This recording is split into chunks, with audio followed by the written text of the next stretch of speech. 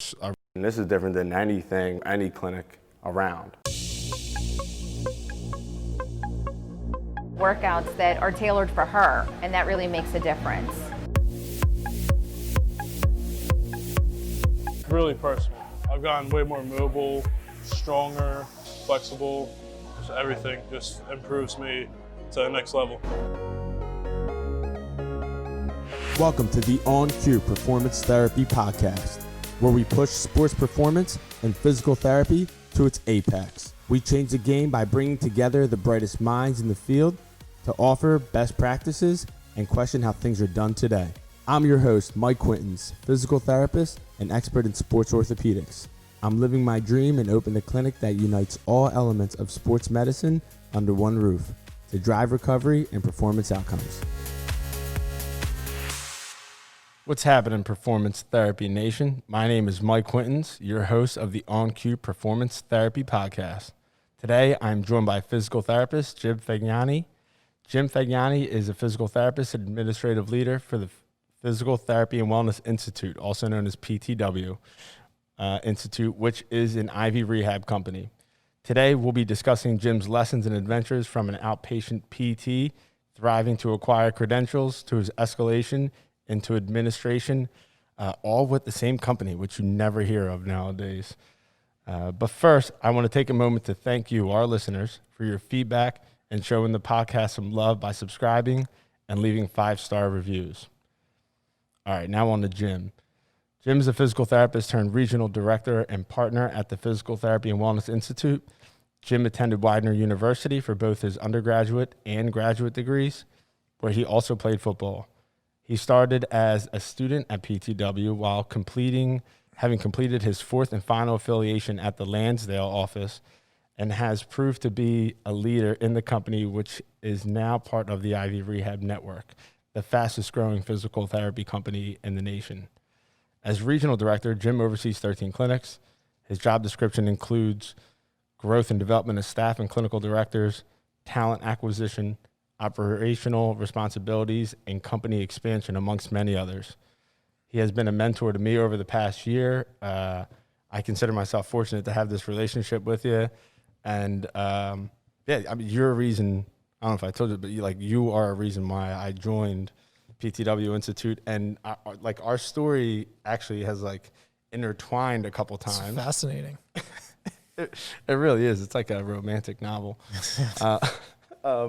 So I'm in high school, and you know what this is like, as do a lot of college athletes, but I'm being courted by different schools, and they're calling you, and they show up to school in high school to see you, and the phone rings, and the coach is down in the office, and you have to leave class to meet the coach.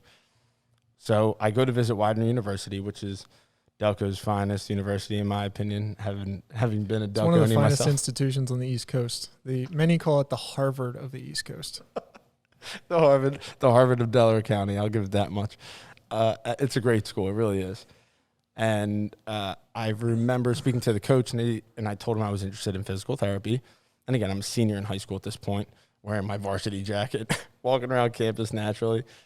And he tells me that there's a PT major on the team that he can get me in touch with. And who was the D coordinator there? Wood was the head coach. Mike Gill.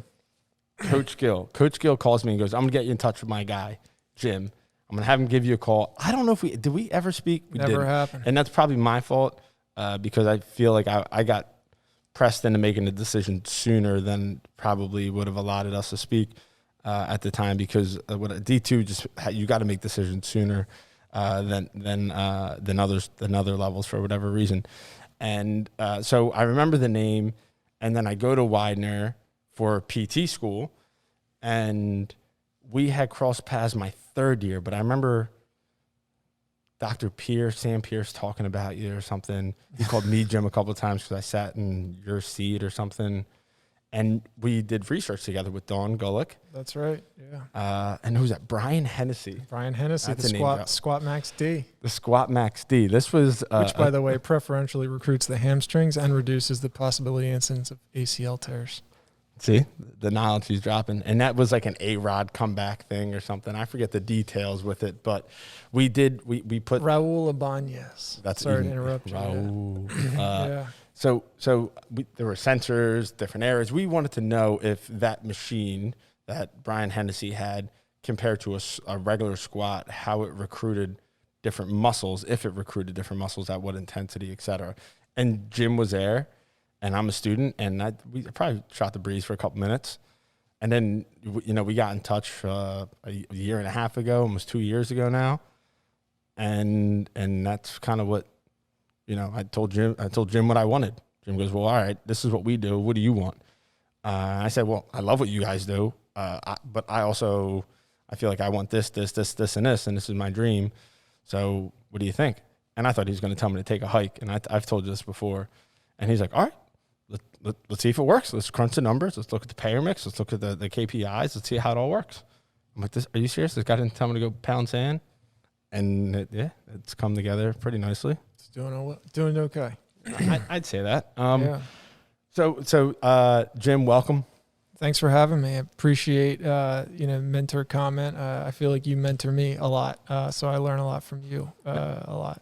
Naturally, you would drop something cheesy like that in there, and I appreciate that. But yeah, I consider Jim a close friend. This will be cool to pick your brain on a couple of these things, because Jim's a leader in the physical therapy world and has too many credentials to name. Not that you always brag about them, but to me, I think that's a huge part of you as a clinician and that development to being a leader. So tell me about your upbringing. I'm really curious about that. I feel like we've spoken about it before, but I want to hear more about your upbringing and how that's kind of led to leadership. I don't know how it relates to leadership. I think, and I don't mean that to take away from upbringing at all. I mean, so I grew up in a family business, landscaping and garden center. So I think value hard work, owning your own business, running things the way you want to do it. That was probably the biggest piece there. And I think takeaway would have been like lead by example. And that probably influenced me the most in my upbringing, from watching what my parents were doing. And how many siblings do you have? I have a younger brother. Okay, so the two of you guys, and how often would you work at the garden center? Every day in the summer. Surprisingly, they stopped installing and delivering fountains and concrete pieces when we graduated. My brother still works there. He's an owner with them. So yeah, I mean, everything. My mom would take care of high-end plants and office buildings and people's homes. So we would go with her on runs and then, my dad would drive through Jersey and pick up plants and stuff. So we were, Tuesday, Thursdays a lot. We would work there. And then in the summer we would work there a lot. So and I get that. My father's also an entrepreneur, and I think it instills a different type of work ethic. You see it right in front of you every day. Yeah. I mean, I think, for better or for worse, I always felt like no matter what I was doing, I was like driving home at 9 at night. I was like, well, my mom and dad are probably still at work, so I guess I got it a little easy right now.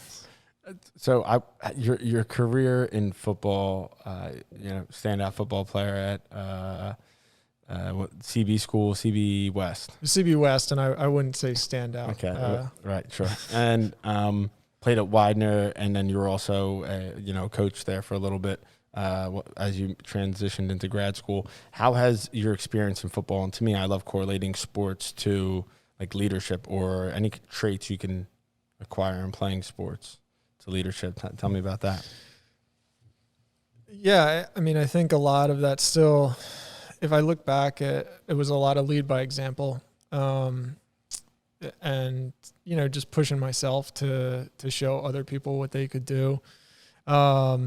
The football was the little things matter, devil's in the details. The hard pieces of the weightlifting in the off season and the transcendent rep of, how far can you go and how far can you push yourself type of thing was big, and definitely influential. But I think, preparing, one of our coach in high school was, preparing, what is that one? Failure to prepare is preparing to fail.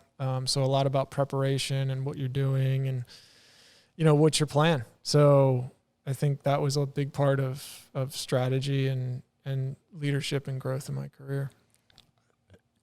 I couldn't agree with any of that, with all that more. I mean, I agree with every single piece of it because the amount of time that goes into preparation in a sport like football and many other sports.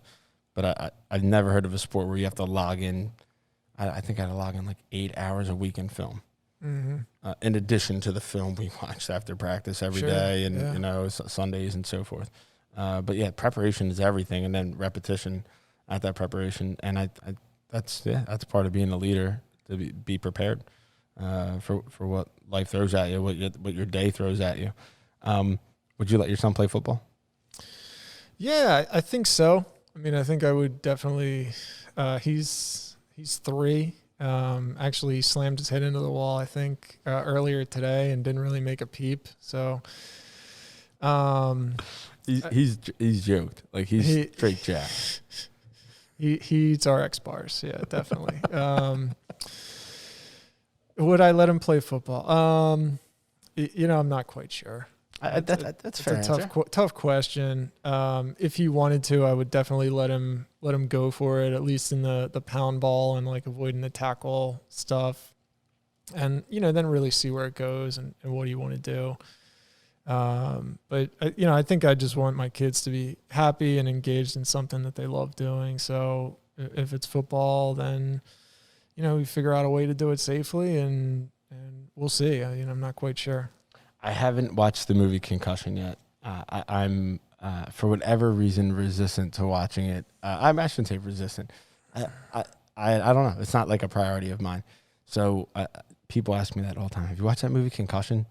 And I haven't, but I know a lot about concussions well enough. And then obviously we treat them in this field and some of the effects of them. I think that's a tough question for people to answer. We've gotten majority of like guesses from our audience, whether it be physicians or coaches or what have you. And to me, that's like, okay, great. Like maybe there's something behind that. So you're saying there's a chance that the little man plays. I think we see where things are at a certain age of maturity. My perspective is, where's technology at by then? Years out, so we'll see. Being 3, I mean, it's probably 7 to 10 years before he's actually lighting somebody up. And then I think it comes to safety. And again, I'm more in the business and leadership side now. But from the research I've read, I think a lot of it is what's your recovery like, before going back there, and to have that multiple injuries, I think is really a big risk factor. So yeah, I mean, thankfully, by the time I have to make that call, there's going to be more data, more safety, and he might like baseball. So yeah, he might like soccer.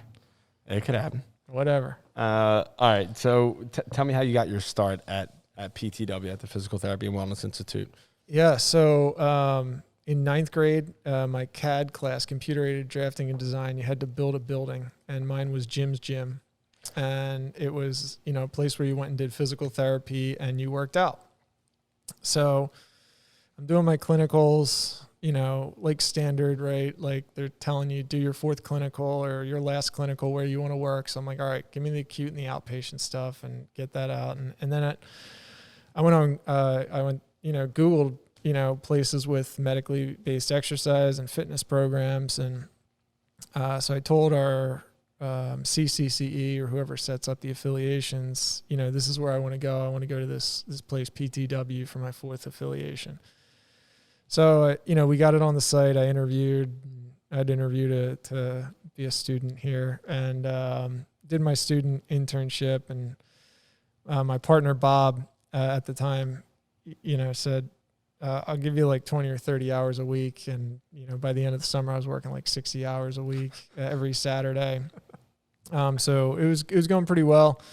Loved it. Loved treating patients. Loved helping them out. got into a lot of industrial medicine. I really gravitated towards that because of the industrial athlete approach. So I used a lot of my like strength and conditioning and periodization there with work comp. I think everybody kind of grows up if you're an athlete and you got into physical therapy, like, yeah, I want to treat athletes, and something that you've built here is special and you gravitate towards that. But, when you're in the clinic and you're looking for ways to engage that appetite, for lack of a better term, and, work comp just clicked for me. Loved it. Underserved population, underrepresented, frankly, where, if you could do the documentation right and progress them right, you could, get people back to work that hadn't been working years. And it was, I loved it, rewarding. And I was able to use all the periodizations. Everybody used to make fun of me because I'd be like periodizing like box lifts and stuff, like 5 sets of 1 for max reps and all that like crazy stuff. And then opened our clinic in West Norton, became a partner. So kind of got a little more into the business side. And there was a natural evolution there as the clinic grew. Probably about a year and a half, we brought in staff, Mark Schodel, who's still with us now, and kind of grew over time there. And as the region expanded and the office expanded, I was kind of cutting back hours a little bit to help oversee the other offices. I think probably when we got to, in 2016, we opened Harleysville and Souderton, and I started ducking out on, Monday, Wednesday, Friday nights and working a little more administratively Tuesday, Thursdays. And kind of at that point got a little more into the business side, the leadership side, the growth and development side, the KPIs side, understanding numbers and how do we grow numbers and how do we grow clinics, and then, how do we engage our referral sources? How do we piggyback our locations or leapfrog our locations to open new locations? How do we recruit and find talent and develop that talent to become our clinical directors? And that probably took us, did that for a few years, which I really liked. And then, got a little, then we partnered with Ivy. And there's so many transitions there that, like I see as like my transition of growth. So you're applying your sports knowledge to your patients that are workman's comp. And frankly, speak honestly here, workman's comp gets, I think, a bad rap. 100%. And this is something I don't think you and I have ever talked about your background in working with workman's comp. This is something you lead even now, and how we can help this patient population really. So tell me where, obviously rewarding, like you said, and you're in a periodization. I love that. So did you come out and get your CSCS right out of school? Did you wait a little bit? Did you have it before? I got my CSCS my second or third year of PT school. Good for you. So that's interesting because a lot of people get their CSCS after, or they had it before they even started PT school. You got it in the middle while going to PT school. Were you working? What made you want to do that?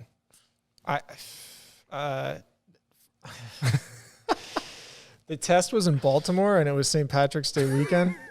Thought it'd be a fun time. I think you did tell me. Wanted to develop that was an ancillary positive benefit.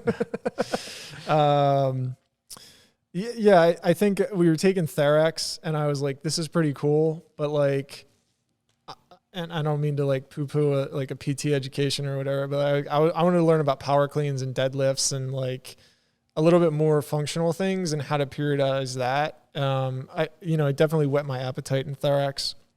But I think I saw okay, I want to do a little bit more with this and understand this a little bit more and take a next step. That's good for you because the number one, I shouldn't say number one, a high complaint or, one of the top complaints of PT graduates are that they don't get enough Therax in PT school. And I get it. I don't disagree. That just isn't a priority based on what's on the board exam. That's a reality. So if it's not prioritized in your PT program, well, do something about it, right? You're your own person, do something about it, and you did. And the benefit of being down in Baltimore, Northern St. Patty's Day, to take this test seems pretty convenient, but good for you. And you had to study for it, and you had to learn about it, and there you go, in the middle of PT school. Good for you. So then the next transition from graduate, get the job after your fourth to fill, Bob sees some talent, hires you, and then you take over the clinic at West Norton. Or you start the clinic at West Norton. How many clinics were there at the time, and how many years out from school were you at this point? I was 3 years out from school, and West Norton was the fourth clinic for PTW. Okay. And from that point, you were there for a handful of years, 3, 4 years, 5 years? Because you transitioned to the Monday, Wednesday, Friday. Are we talking like 5 years, 10 years? I'm just curious. Yeah, 2011 we opened West Norton. I would say 2016 I backed down clinically. So yeah, about 5 years. Okay, and I'm curious with the sale with Ivy. I think, in terms of your move towards that, like why? There's a couple reasons. One is, to continue to fund and fuel growth. And that comes in, how are we going to create opportunity for the, new therapists that just came in that want to open clinics? How do we do that? How do we scale? There's an adage, quote unquote, like the 10th clinic is, I don't even really like this. I don't know why I'm saying it. Like the 10th clinic is like the third kid. Like it makes it really, really hard. Sure. I buy that. You're switching from man to zone defense. But the 10th clinic, when you get to the 10th clinic, you're at a size where you should be looking to merge and partner with other clinics. Like the whole game changes you're not negotiating rates yet at a level where you have scalability to do that. But look, you got to start looking at more infrastructure. You need to add full-time HR. You need to add, some talent acquisition. 10 clinics is a lot. So we've gotten to 9, and we researched every way to continue to grow. From simply just getting financing through banking or private equity to pretty much talking to everybody, in the industry about, what they do and how they do it.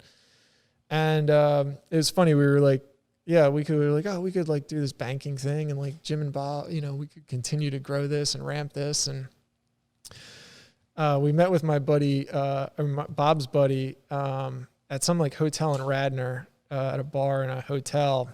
And so he's like, okay. And he's a Duke MBA guy. Guy's financially brilliant.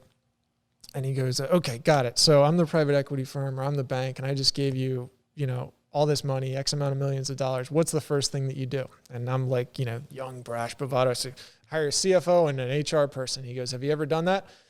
No, absolutely not. And he said, well, do you think that's a really good idea to leverage all the financing and banking that I just gave you on something you've never done before? That's a good I don't point. think I said anything for the rest of the meeting. And so I guess the point being is that when you got to a certain level of adding infrastructure, you can try to do it on your own, but you haven't ever done that before. And, frankly, that was putting the company at a larger risk than some of the pain points of a transition. And I don't think Bob would mind if I mentioned it. I mean, the other thing is Bob was looking to transition at some point. So it was, how do we fuel, how does Bob move on in his career, and how does the practice grow, and, how do we accomplish all these things at once? Yeah. So yeah, it came to the perfect marriage of I guess we're talking about succession planning. How do we create a succession plan where we preserve the legacy in the right way for what Bob has built and the great work that he's done? How do we do that while also fueling growth for the people in the company, and how do we also maintain who we are? So yeah, it's a lot of conversation, it's a lot of thinking, and it was looking back, it was a lot. I mean, I remember coming home and like, oh, we just came up with this idea and we're going to do it. And then like, I'd wake up and be like, yeah, we can't do that. Like, it was a lot of, just trying to figure out what to do. Well, I mean, if you dive into all the options, and this is a side to I mean, this is the business of physical therapy, right? Like, let's be frank about it. Sure. Yeah. I have heard this in the past. Yes, it is awesome to be a physical therapist. We help people accomplish their goals every day. I mean, how rewarding it is to be a physical therapist. But I also got to pay for, things at home too. So it's got to pay the bills and put food on the table. It's a business. Unfortunately, there can be a negative side to that, and I think some people have poor experiences with physical therapy because of that. Sure. Nonetheless, you want to put yourself in position to grow, and that's how it's done. In today's society, the business world, the landscape of it today, in my experience, you grow to a point where you're at 10, and I've heard of other companies actually merge right around 10 to 15 is when mergers happen. And then you work with a larger company that is going to give you more resources so you can grow and develop. And there's payouts and all that kind of stuff and still equity, and that's all, more for, accountants and stuff like that. That's over my head. But nonetheless, I think that's an awesome opportunity to move by you guys. We were talking earlier off air about the Directors Summit that you and I both attended. And that was at the very beginning of my, time with Ivy Rehab and PTW. And I said it's like the major leagues. Like, there are, how many clinics does Ivy Rehab have right now? 240. 240? Yeah. 230 to 240. Yeah. Something like that. And like rapidly growing. So to me, it's different. So I want to know how you saw your opportunity in that network.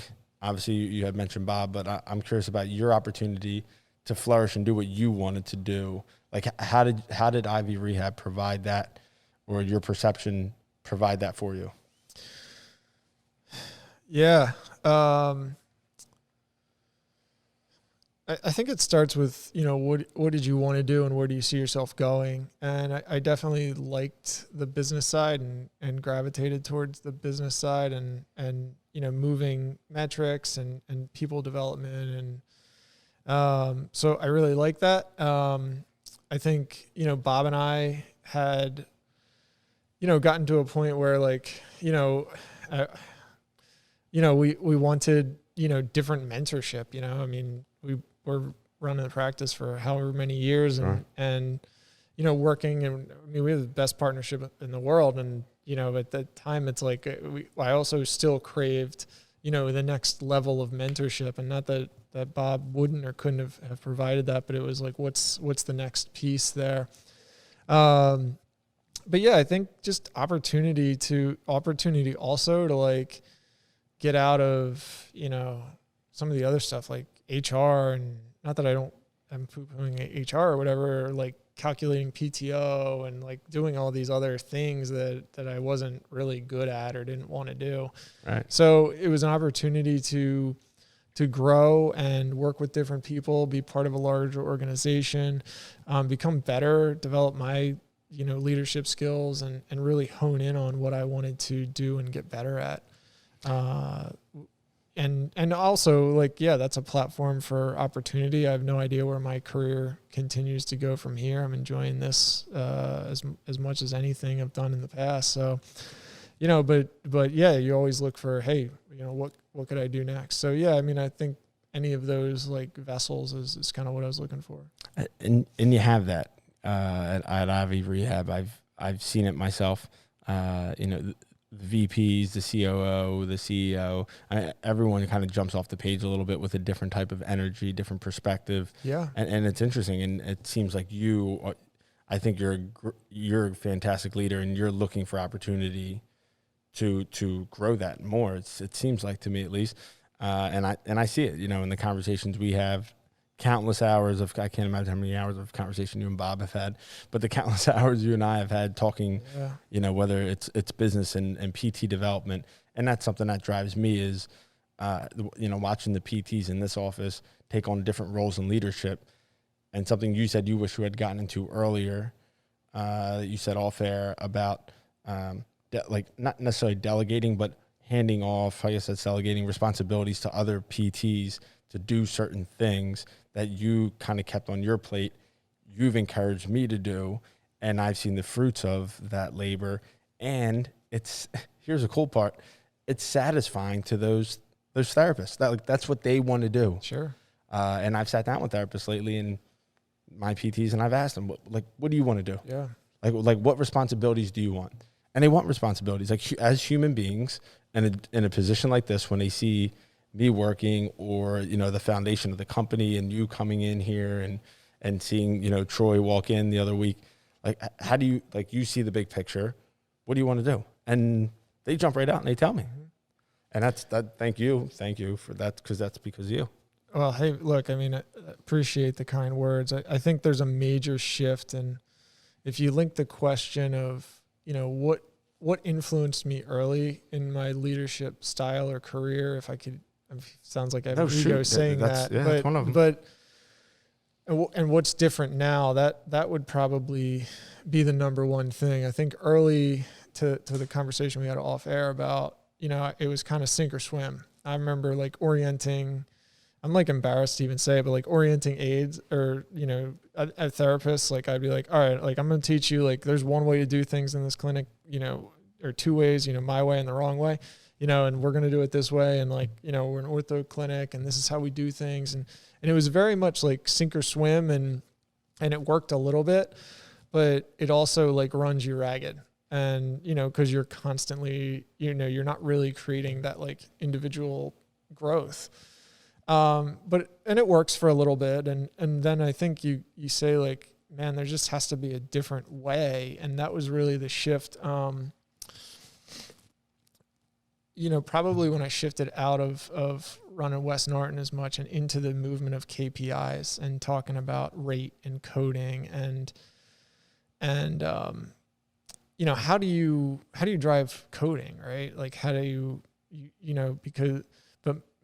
you have to put everything towards outcomes and understanding what the therapists want and what they want for their patients, and then link it to business metrics, which most people don't really care about. How do you do that? Oh, you have to link the operational metric to what matters, meaning matters to who? Matters to the therapist and to the patient. Yep. You can't link it to anything else.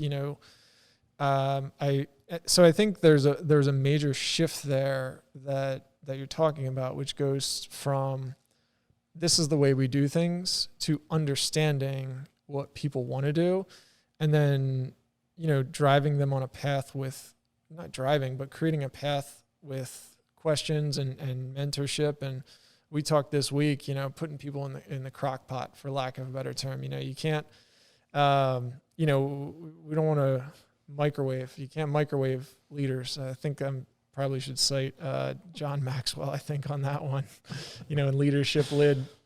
But yeah, you keep developing yourself and keep developing the people around you, and really understand.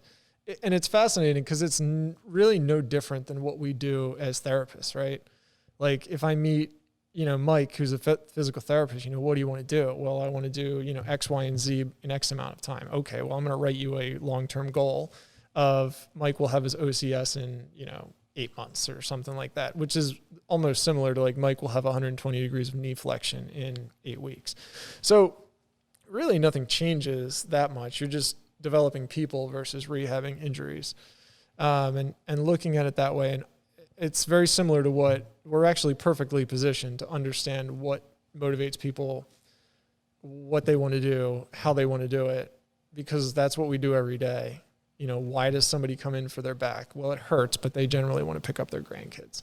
Okay, I understand that, and let me help you get there. So if, getting into the same thing, and, hopefully, That's what you experienced when we talked about your clinic, is like, let's just find, good people that want to do things. And this is part of the countless conversations with Bob.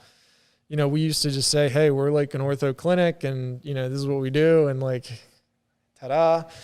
And like, it was pretty good. But then we got into like, hey, what do you want to do? Like, if you want to do a Parkinson's program, if you want to do, balance and vestibular, like, how do we develop those programs? And you get into, putting people in a position where they're passionate about, and then giving them the tools and resources to drive and get there. And then standing back. And is that tough for you? Like what part of that has been most challenging, right? You just went through the phases of like acquisition, we only do it this way, to what drives you, what do you want to do, to now I got to stand back and let you actually do that. No, I think it's really fascinating. Like I think of this picture, and I'm going to totally butcher it because I'm not prepared to have it. But there's this picture, and you guys are probably going to start nodding like when you see it. But like, if you have a pack of wolves, right? Like your 3 strongest wolves are like out in front, making sure everybody's good. And then you have like, probably the older wolves that need to be like defensed and everything. The last one is the leader, like not the person in front, like just the person there making sure nobody's left behind, moving everybody forward. Like, and I think that really like rings true. Like I don't need to be the guy in front or want to be that guy in front. And I don't think that even, it kind of like goes with my personality based on like a Merrill Reese impression, but like, I would much rather, you're the therapist in your clinic or the clinical directors develop relationships with doctors than me being out there, or referral sources or coaches. I'm happy to be there and talk about the business and brand ambassador and what we do and how we do it. And I do believe we do it better and as well as anybody else in the industry. But no, not tough to kind of take a back seat. And I think that's really where, same thing as a PT, you get your patient done on a knee replacement, you get them on ACL rehab. Like, you are more excited to watch them run out the door and get their picture taken or write their testimony than you jumping up and down. So when you get joy from yourself, like there's only one person you get joy from. When you get joy from 13 directors, there's 13 people that you get. So it's maybe a little bit at first, but no, not anymore. I enjoy that part of the process. And that makes sense to me. I see athletes do things on that side, with Jordan, and it's, I saw a baseball player that I've been working with. I mean, he was deadlifting like 225 it was like 275 in the hex bar the other day. I mean, he couldn't do a bridge 6 months ago, less than that, and without pain. And here he is, like, I lit up. Like, I like literally stopped what I was doing. He was done. I gave him a big like high five. Yeah. And it's, that's satisfying. So, and it's the same thing that you're saying with leadership. And I get that. I see that in you, and I kind of, I see what's attractive about that for sure. So from a leadership perspective, the direction you want to go, how do you see your leadership growing, and under Ivy's umbrella and resources that they have? How do you see that directionally going for you, and what's attractive about that to you? Yeah, tough question. I mean, I think, so my RVP, Keith is great. Spend a lot of time with him, bouncing things off, ideas. I've always been a bit of a self learner too. So I think it's just an evolution of that, and how I want, how I want to continue to do things. And that was a challenge. I mean, Ivy comes in and you want to make a good impression, and, you want to, that's what we all want to do, right? You want to show people you can perform. And, but you also, I think right now is really focused on like doing things, for yourself, knowing values. And that's not to take away like anybody tried to change myself or change my values or anything like that, but it's more of like, where do I want to go moving forward? I want to continue to develop, to be able to draw whatever the best is in other people. and continue to foster them and make them grow and ask tough questions and get tough answers. And I think the more that you know people, the more that you can help them develop. So I think it's just a constant evolution of that style and understanding that. And yeah, there's definitely some like logistical and mentorship stuff that will probably happen along the way. So yeah, there's times I'm trying to learn how other people learn, right? Like, so I learn by like doing, like you can show it to me and I can see it, and that's helpful. I like to listen to a book and then read it when I get home. I'm curious your take on adapting to learning styles, how challenging that is for you. I feel like that's something I read a lot about, is people learn differently, so we have to coach them differently or teach them differently. And then same with us, like maybe from a learning perspective, I know how this person likes to coach, so I'm going to make sure I adapt my learning style to that individual. It's kind of reverse. Tell me about like learning styles, and I know like Jim reads, like, and I want to tap into some books later. Sure. And like you reference books sometimes, and I feel like sometimes you assume that either I or other people have read them. First things first, like learning styles and then adaptability. Look, I mean, you can have a general strategy, and I don't know if my experience is worth anything, or I can even say like I have an experience. I would say too heady. You're going into conversations and again, like something, from the past, like, I know, what makes, X, Y, and Z person tick, and I know how they respond, and I'm going to go at it this way. And you do have to know that to a certain extent. But if you think about that, you're already going in with a plan, and you're not really being where your feet are.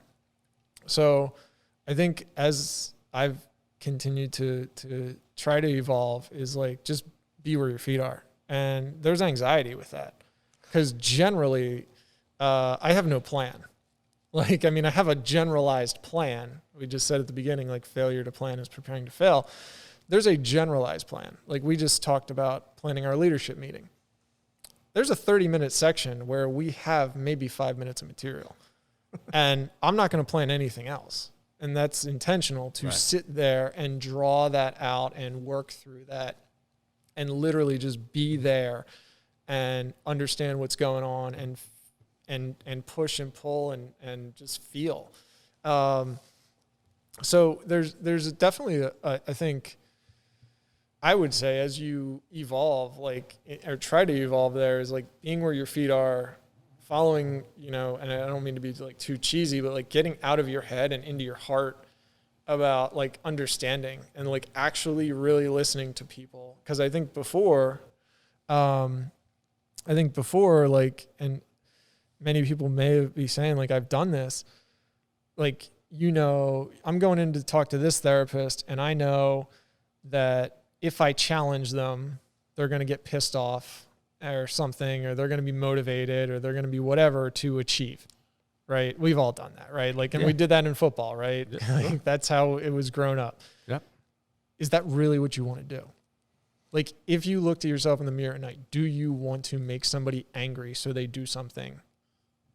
Right. And that may be your instinct to go into it and like, all right, I'm going to get them fired up like that. 100%. Yeah. But is that going to give you, like we talk about 7 habits all the time, like the end in mind, right? With the end in mind, is coaching that person to get angry going to get them to where you want them to get to. No. And more often than not, it builds resent.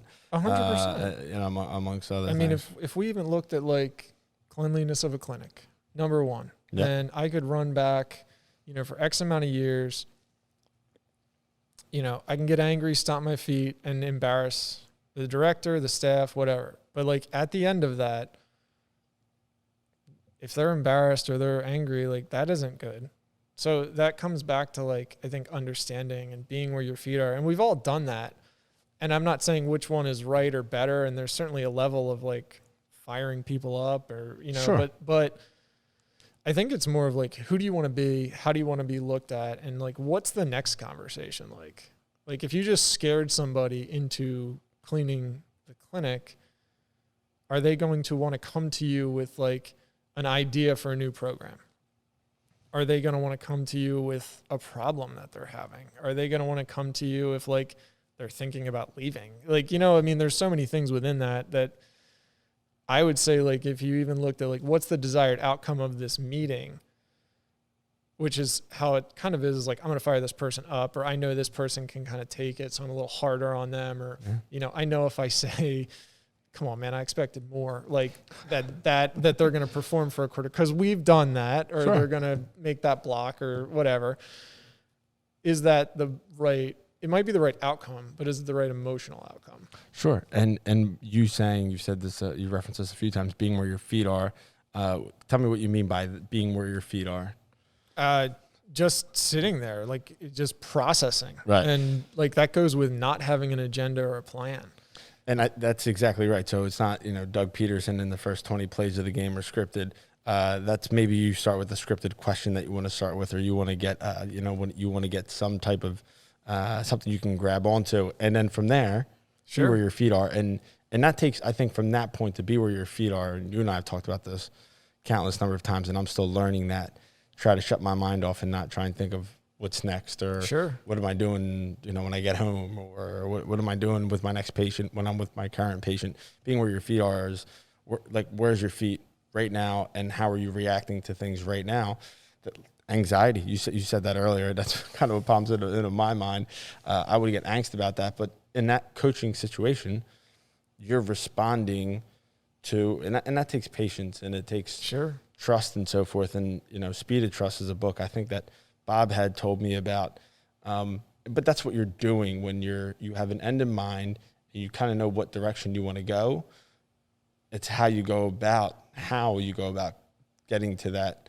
And, you know, and the mind is, to me, is a big deal. Yeah. I mean, and there's always going to be a little bit of a strategy. And, you know, last month I went around all the clinics, you know, talking about challenging patients and, you know, what con ed do you want to take? And like, yeah, I mean, did I go back in my notebook and jot some notes down so I knew what to follow up in? Yeah. Like, I'm not going to have, you know, like, cause that's the follow up, that's the accountability, but, you know, but just a generalized question about, you know, challenging case can lead into a boatload of conversations. You know, have you tried it this way? Have you tried it that way? Or, you know, con ed can go so many different directions, and, you know, what's your path and what's your plan? And so, yeah, I think a lot more open-ended questions. And if you use the 7 habits, what's the end emotional outcome versus the end actual action might be an interesting way to look at it. Sure, because emotion can lead to a lot of different things, but even action in that point in getting that result. But yeah, no, what emotion are you triggering by how you go about executing? Sure, yeah. People want to feel supported. They want to feel like, you know, you're there for them, and really that you're helping solve problems. And that's kind of the way I see that role of like hanging out in the back, you know, and just, you know, making sure that it's, you know, everybody's kind of pushing and pulling and getting where they want to go. Yeah, in the shadows, in the back. Creeping shows up out of nowhere, just hanging out in the back. That's just not always true. Sometimes you do, rarely. But I like. Hey, you watch people. You watch body language. You watch. You know, eye contact. Usually now we can't with masks. That's really hampered a lot of things. But yeah, you just watch people and you watch body language and you just kind of hang out. And I don't know. The less that's going through your mind, the more that you can take in, and then, you know, how do you spin that? Yeah, and I think you enjoy that. You enjoy reading people. That's a creepy thing to say, I guess. But I've noticed that about you. Like, you're a good read on people. And there's other leaders I've met in the past that I've noticed the same thing, and I noticed that about you right away. Like, you are very accurate in your reads, like almost immediately based on. And is that something innate? How did you learn? Did you learn that?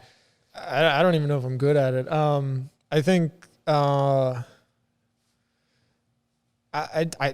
probably just like anything. If there is any skill there, it's developed over time and understanding, and just trying to, you know, why would that happen? Like, why would that person be doing that? You know, like, why would they, you know, why would their body language be like that? Why would they, you know, so maybe just asking why, and a lot of reps. What's your recommendation to new grads that are coming out of school? What should they take first? Like what should they do? What is the first order of action in the outpatient world that a new grad should get into? CS. I tell everybody to get their CSCS. And I think it's the best periodization. I mean, if we went to school for X amount of years and we're the musculoskeletal experts, we're the doctor of muscle. Because if you think about it, an ortho is bone. There's no muscle doctor, right? There's sports med docs. Sure. And they're very good at what they do. I'm not discounting that, but like rehabbing and treating muscle, like that is what we do. So if you don't know how to rehab and treat muscle to its fullest extent, and that generally is reverse engineering the problem. I have a knee that's painful with landing. Why would I do open chain exercises? Right. And I'm just throwing random things out there. Like that's not planned, but like, if I'm not focusing on specificity and like, I treated a lot of runners because, we had one of the first Alter Gs in Montgomery County. Actually, I think like in the state. So like if I wasn't doing 2 sets of 25, like if somebody's telling me I'm breaking down at mile 12, like 3 sets of 10 ain't doing, I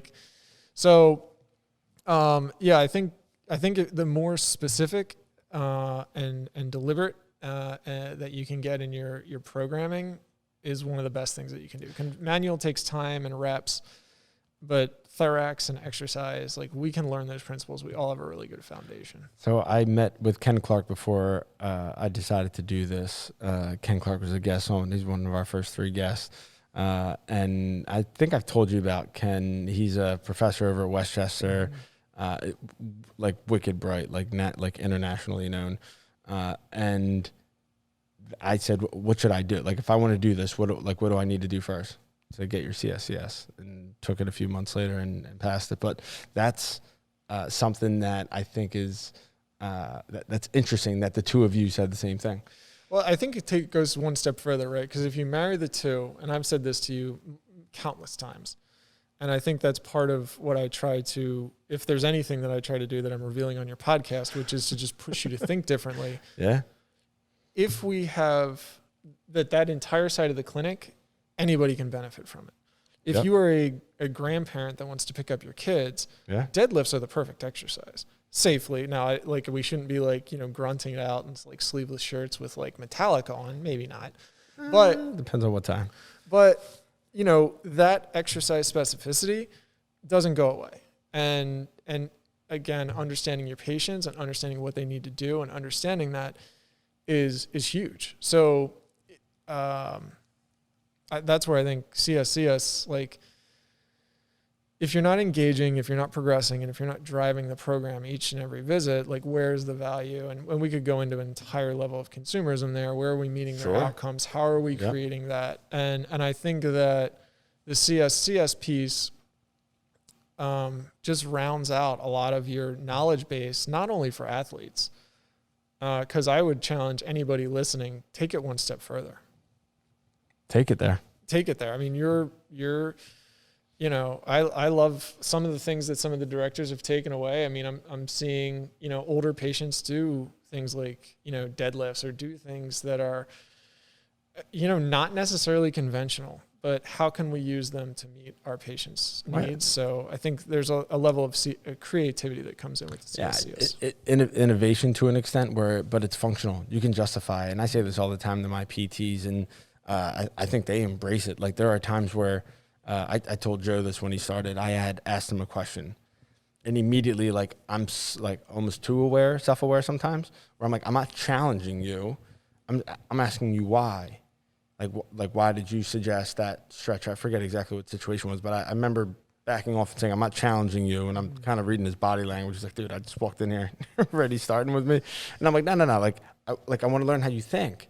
Right. Like, to me, that's helpful to me to learn how you think, because every PT, most PTs think differently in some ways. So if we can be innovative in our approach and accept that challenge, like if a student or a patient asks you, why are you recommending that? Like, yes, you should be able to answer that for sure. Like, if it's a shoulder injury and they're starting on the bike, why are you starting them on the bike? You should be able to answer that. That's okay. Maybe there's a good reason. Maybe they're a long distance athlete. You want to get their heart rate up to start, and they're getting right into exercises off the jump. Okay, that's a safe way to get the heart rate up. I don't blame you. You can justify it. So I think that's important and leads innovation. What are you seeing in new grads that are different than grads from 10 years ago, 5 years ago? Like, are there any traits?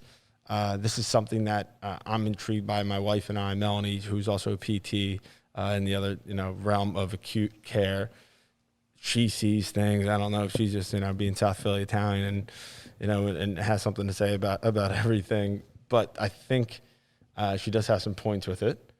What are your thoughts on that? Give you a second to think about it by blabbering on. But do you see anything different in today's grad versus a grad 10 years ago? The questions in the interview have changed a lot. Most of the questions, and again, I don't know if this is generational. I don't know if they're being coached for this, or I don't know if it's an actual... The questions they're asking you. Yes. It's all about mentorship.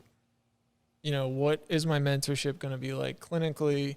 I feel that there's a bigger onus, and I don't resent that. I don't get angry at that. Sure. I think, again, like we've talked a lot about just understanding. The younger PTs that are graduating want to know, how am I going to get where I want to go? And maybe it's right, maybe it's wrong, but I don't know. Like if you look at like the 40s and the 50s, like I wasn't around, but I think generally people like worked at one job and like didn't really, maybe they didn't like do what they wanted. So I don't think it's wrong to like do what you want to do. Like if, sure, so if that's what you want to do and you want to be like mentored to it, I think that's an okay question to ask, but that's the biggest difference in questions is what's the mentorship going to be like and what can I expect? I think expectations of mentorship are different. Mm-hmm. I don't think new grads understand, I shouldn't say expectations. What's offered as mentorship is different across different companies, in my opinion. A mentorship could be a residency, like go through the residency. Like some may not consider that a mentorship. But in my opinion, I think that students being self-aware or maybe hyper self-aware of that they're concerned with how little they actually know. Going into the field, having gone through their affiliations and saying like, wait, I'm going to be thrusted into this position, having gone through my affiliations, which is the equivalent of a residency in physical therapy where you treat a percentage of your clinical instructor's caseload, which is 100% by the last one. So 8 to 10 visits a day in the outpatient world is, in my opinion, 100% of your clinical instructor's caseload. Then I don't know nearly as much as my clinical instructor, nor should you. And their acceptance of that is difficult, so they want to learn more as soon as possible because they feel inept or not adequate in how much are competent and how much they know to treat a patient coming off the street who's got a $60 copay and expects results ASAP. Yeah, I mean, that's definitely a bigger challenge. Definitely a bigger challenge. So, yeah, interesting way to look at it, whether it's expectations of their mentorship or why they feel that they need the mentorship. I actually thought where you were going on the expectation piece was what is self-driven versus what is, I remember Dawn telling us, telling me at least, like, if you don't read every JOS PT, like, that comes out every month, like, why do you think you would be good? Dawn is a professor at Weidner University. So she's going to be on here eventually. Yeah. She is wicked bright, super intimidating, straightforward. If she doesn't like how you did something, she's going to tell you. Yeah. She doesn't hold back. I respect it. And you and I both have had, Dawn is what connected us at that research site that we talked about at the beginning.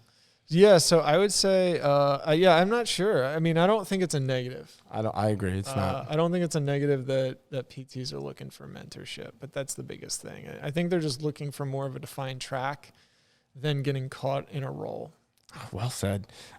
I shadowed a lot for my OCS. I shadowed 200 hours under a PT within the company I was at before, and I learned so much. And I would not only shadow her, I would watch everybody. And here I am, like, I'm treating 60 visits a week, like leading the company in visits, and I'm like trying to pick everyone's brain. And it blows my mind that other PTs aren't comfortable doing that. Maybe it's like they don't want to admit that they aren't, that they're not as confident in treating things. If I'm a PT, especially coming out of school, I'm shadowing everybody. I'm shadowing it like I would text Jim. Jim, who would you recommend? Or I asked Dawn. I remember shadowing Scott Voshell multiple times as a young grad. To me, it doesn't make any sense not to. If they're going to teach you something for free and it's clinically applicable, and I can ask questions, and Scott had no problems quizzing me on what I knew. I enjoyed it. To me, that's I think young PTs should shadow at every opportunity they get. It's a great point. Yeah. What am I missing? Books.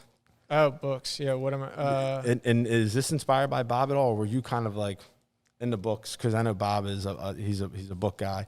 Have you always enjoyed reading? No, never did. I'll never forget it. It was a time.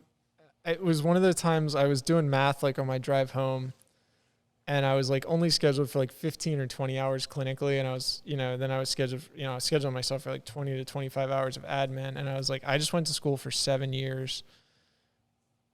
6 years, because I was 3 + 3 and did all Smarter this. Than the rest of us. But I just went to school for all this time, and now the majority of my time is going to be doing something that I'm totally not prepared to do. And I went home and I was like, I Googled a book on leadership, and the first one I read was Extreme Ownership. I got that one at home too. Yeah, so that was definitely a good one. And I think, I enjoyed that, and then there was more, and, like Start With Why, Power of Habit is there. And I think more recently, like I'm reading right now, I don't know who wrote it, Think Like a Monk, which is, I think more, is probably a little deep to get into it, but it's really like more of that, like, just hanging out and being where your feet are and accepting things as they come. And that's, so it's been a bit more of that end versus like nuts and bolts piece. I think I look at it as like logistics, like, and then there's also like that other component of it, that emotional component. So that's kind of where I'm focusing on stuff now. Can you think of a book that you read? Like when I started reading, and I'll be very honest, in high school I may have read 2 books, maybe. 1984 being one of them, but the other I don't even remember. But what doesn't matter.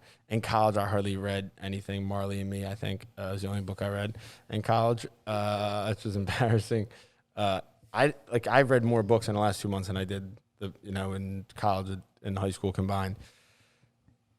Tell me about for me professionally, I was reading to develop more professionally, and then I started applying that to relationships in real life and my marriage and my friendships and my relationships with my family and friends and so forth. Was there a book that comes to mind that you're like, holy smokes, that translates to more than just professionalism? I mean, I've read books on most of those things. A book that transcends everything.